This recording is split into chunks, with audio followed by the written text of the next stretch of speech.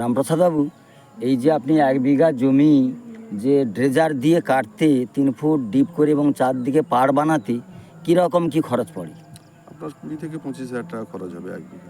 1 বিঘাতে 20 থেকে 25 হাজার টাকা খরচ হয়। তাহলে 3 ফুট ডিপ করে চারদিকে পাড় বেঁধে আপনি সামুদ্রিক লোনা জল ঢুকিয়ে দিলেন। আনুষঙ্গিক 1 বিঘা জমির মেশিনপত্র, ওই যে ফ্যান যে ঘুরছে, ফ্যানের জন্য খরচ এই সমস্ত যন্ত্রপাতি, এগুলো কীরকম পড়বে? ওগুলো তো আপনাকে ওগুলো 10 থেকে 15 হাজার টাকা যাবে। আচ্ছা, তাহলে 30, 25, 15, 40 হাজার টাকা প্রথমেই খরচ। এরপরে আপনি কি করবেন? জল ঢোকানোর পর জল কত পুরো ফুল ঢুকিয়ে দেবেন? জল আপনাকে 5 থেকে 6 ফুট জল প্রবেশ করাতে হবে। মানে 6 ফুট সবসময় 5 থেকে 6 ফুট জল রাখতেই হবে? জল ঢুকানোর সময় আপনাকে লক্ষ্য করতে হবে জলের স্যালিনিটি কত আছে, মানে পিএইচ, মানে লবণাক্ততা, লবণাক্তটা, স্যালিনিটি। ওই স্যালিনিটিটা আপনাকে মেপে দেখতে হবে। যদি স্যালিনিটি খুব বেশি হয়, এটা কত আপনার 15 থেকে বেশি হয়, হ্যাঁ, তাহলে আপনাকে মিষ্টি জলের সংমিশ্রণ। আমি একটা চিংড়া চাষের ট্রেনিং নিয়েছিলাম, আমি যখন বেকার ছিলাম তখন ওই স্যালিনিটিটা 10-12 অবধি হলে ভালো, বেটার। চাষের স্যালিনিটিটা কম, 7 থেকে 8, 7-8 স্যালিনিটির মধ্যে। আচ্ছা, খুব সুন্দরভাবে কালচার হয়। হ্যাঁ, এটা 10-15-র মধ্যে যেন থাকে। হ্যাঁ, 15 থেকে কত নিচে? 10 থেকে 15-র মধ্যে থাকলে কালচার করতে সুবিধে হয়। বদ্ধ জলে চাষ হবে, আপনার ওই জল পরপর রোদ পেয়ে ওই জল স্যালিনিটি বেড়ে যাবে, কেননা জল কমলে তো লবণটা বেশি হয়ে যাবে, তাতে আপনার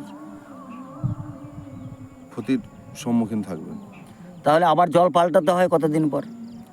জল পাল্টাতে হয় না। জল আপনাকে একটা পুকুর কালচার করতে গেলে আপনাকে একটা রিজার্ভ পুকুর রাখতে হবে। একটু জোরে বলুন। রিজার্ভ পুকুর রাখলে আপনার প্রয়োজন মতো আপনি পুকুরে জল দিতে পারেন।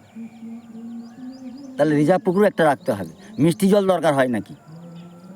স্যালিনিটি যদি বেশি থাকে আপনাকে তাহলে মিষ্টি জল আবার আপনাকে মিশিয়ে সেই তাহলে মাপতে হবে। স্যালিনিটি মাপার তার কিট রয়েছে, স্যালিনিটি মাপার যন্ত্র রয়েছে। হ্যাঁ, স্যালিনিটি মাপতে হবে, বা জলের পিএইচ, অম্লত্ব, ক্ষারত্ব, পিএইচটা তো আপনাকে কন্টিনিউ দেখতে হবে। পিএইচ কত থাকা উচিত? আপনার 8 থেকে 8.5 এর মধ্যে থাকতেই হবে। আচ্ছা, 8 থেকে 8.5 এর মধ্যে পিএইচ থাকতে হবে, লবণাক্ত আর ক্ষারত্বর পরিমাণ। হ্যাঁ, এবার আপনারা যে এই যে চাষ করেন ভেনামি চিংড়ি, এর যে আপনি বলছিলেন যে পিন, ছোট ছোট খুদে ভেনামি চিংড়ি দিয়ে পিন বলে, তাই তো আপনাদের ভাষায়? সেই পিনগুলো আপনারা কোথা থেকে পান? বা আমাদের এই সাগর দ্বীপের পরিবেশে যদি পিন কালচার করা যায়, আগামী দিনে এর তো নিশ্চয়ই যদি কেউ প্রচেষ্টা করে প্রচুর হিউজ পরিমাণ টাকা নিয়ে, যে আমরা ভেনামি চিংড়ির যে পিনটা উৎপাদন করব, এখন নাকি কর্ণাটক থেকে নিয়ে আসেন নাকি? অন্ধ্র নাকি কোথায়? অন্ধ্রপ্রদেশ থেকে, চেন্নাই থেকে পিন আসে। তা ওরা ওখানে নিশ্চয়ই কালচার করে, উৎপাদন করে। হ্যাঁ, পিন মানে ডিমের মতো ছোট হ্যাচারি রয়েছে, ওই হ্যাচারি থেকে কালেক্ট করা হয়। আপনারা কোন কোম্পানি থেকে নেন? কোম্পানির নাম? সব সময় সব কোম্পানির পিনটা সময়ের মধ্যে হয় না।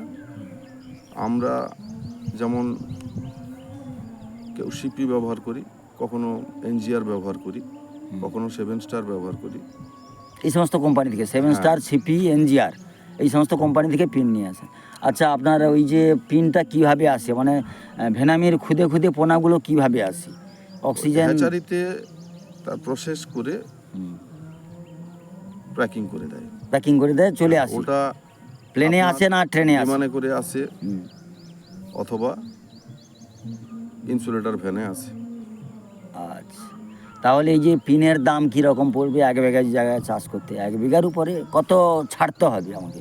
1 বিঘে জায়গার উপরে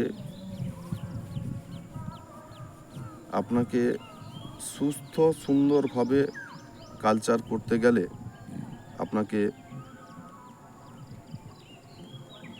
1 বিঘে জায়গায় 60 থেকে 70 হাজার পিনের কালচার হবে।